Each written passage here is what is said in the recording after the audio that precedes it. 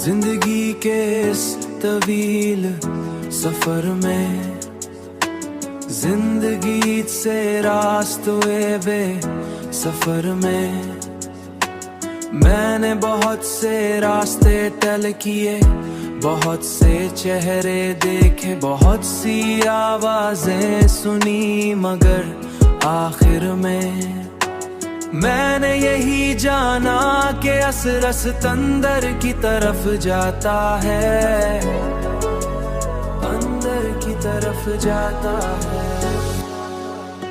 तुम्हारी याद अब मेरे लिए एक रहनुमा बन चुकी है, एक ऐसा रहनुमा जो मैं हर दिन अपने रब के करीब ले जाता है। मैंने सीख लिया है कि मोहब्बत सिर्फ किसी को पाने का नाम नहीं, बल्कि खुद को खो देने का नाम है, बल्कि खुद को खो देने का नाम है। और जब इंसान खुद को देता है तो वो हर चीज को पा लेता है, तो वो हर चीज को पा लेता है।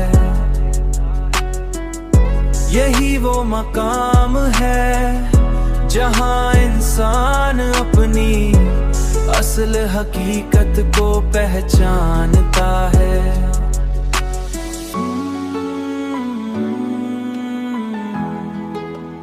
असल हकीकत